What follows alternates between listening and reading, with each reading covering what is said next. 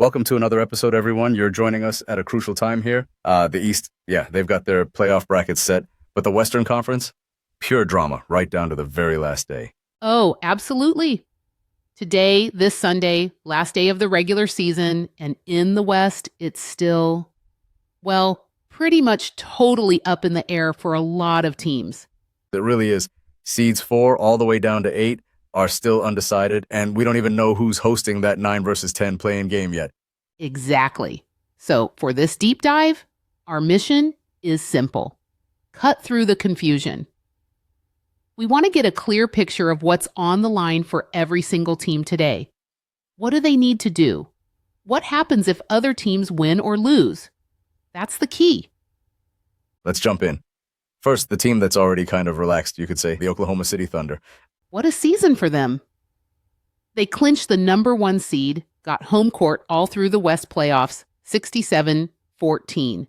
Best record in the entire league, not just the West. Impressive stuff, and Chad Holmgren, in his games, has been solid. 15 points, 8 boards. They've really turned things around. Yeah, but context-wise, they haven't made it past the West semis since 2016. That's a long time in the NBA. So this season feels huge for them. Definitely. But today, their game doesn't change a thing. They're locked in at number 1. So, moving on to the number 2 seed, the Houston Rockets, also locked in. Another team with a solid record, 52-29. What's interesting is their depth. 7 guys averaging double figures. That balance could cause major problems for opponents in the playoffs. Yeah, their game today against Denver doesn't matter for seeding either. It's basically meaningless for them. Correct. They're probably resting their main guys today. Now, at number 3, the LA Lakers. Also locked in. They grabbed their first Pacific Division title since 2019. Feels like a while ago, right? That was the bubble year. It was indeed. A nice little historical note there. LeBron's heading into his 5th playoff run with the Lakers now. Fans are probably hoping for a repeat. But like OKC and Houston, their game today doesn't affect their 3rd seed. Right now, this is where it gets interesting. The number 4 seed, the Denver Nuggets. Denver's at 49-32, holding on to number 4 for now. Their goal today is simple. Beat Houston, which looks pretty likely since Houston might be resting guys. That's the cleanest path. Win, and they're locked in at number 4. But there's a backup plan too, right? Exactly. They can still get a top 6 seed and avoid the play-in if either Golden State or Minnesota loses today. So even if Denver slips up against Houston, they might still be okay for the top 6 if one of those other teams loses? Yep, that's the backup plan. And you've got that weird situation where they dismiss their coach and GM with only 3 games left. That was unexpected. Raises a lot of eyebrows, especially this late in the season. Could that cause instability? It could. Or it might galvanize the team. Hard to say, but pros usually focus on the next game. For them, that's Houston. Moving to number 5, the LA Clippers, also 49-32. The Clippers have been hot. Won 17 of their last 20 games. They're rolling right now. And you're right, team chemistry is likely clicking. Kawhi and PG are healthy and dominating. Their game today is huge at Golden State. Reports are calling it the biggest game of the day. No doubt. If they win, they keep the 5 seed. And if Denver loses to Houston, the Clippers actually jump to number 4. Right. So a win gives them a shot at moving up. But if they lose to the Warriors? Uh-oh. That's where it gets dicey. If they lose, they could fall into the play-in. Seriously?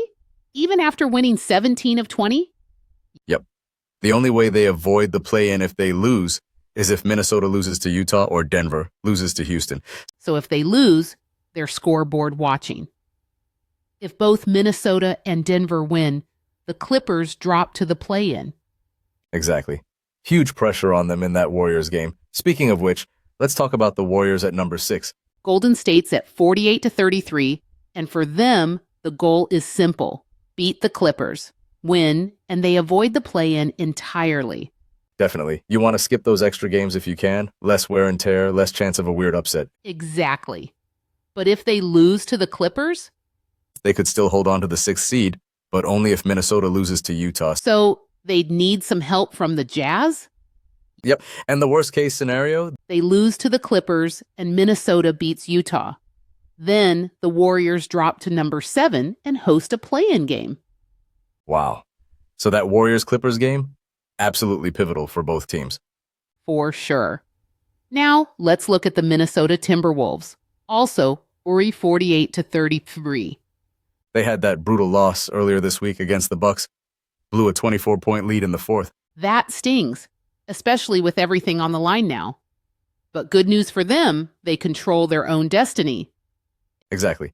Beat Utah today and they're in the top 6. No play-in. And that's likely with Utah being focused on the draft lottery. But can they climb higher? It's possible, but complicated. They'd need to win against Utah, plus the Warriors need to beat the Clippers, and Denver needs to lose to Houston. So a lot of ifs. A lot of ifs. Getting to number 4 is even more unlikely. What happens if they lose to Utah? Then they're definitely in the play-in. Could they fall further? Yep.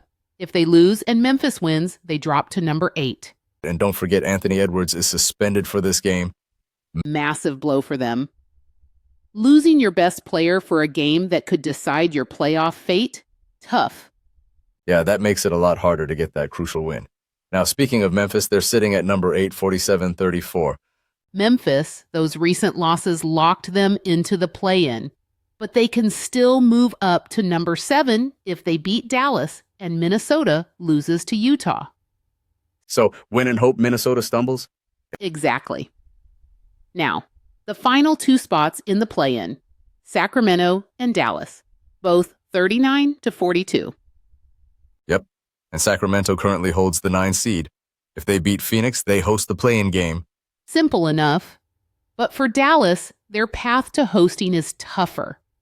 They have to beat Memphis and hope Sacramento loses to Phoenix. Yep. And there's some noise around the GM situation in Dallas. Adds an interesting dynamic to their game. Certainly. So, wrapping it all up, the West is a tangled mess heading into these final games. Exactly. So much is still undecided. The fate of 5 or 6 teams directly impacted by today's results. And it's all interconnected. Warriors-Clippers affects Denver, Minnesota, and more.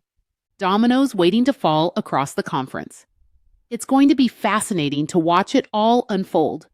It really sets up an exciting start to the playoffs in the West. What's your wildcard scenario? Could Minnesota find a way to climb higher without Edwards? Or could the Clippers stumble? Lots to think about. But today's games, they're just the prologue to what promises to be an incredible Western Conference playoff run. Absolutely. Buckle up, folks.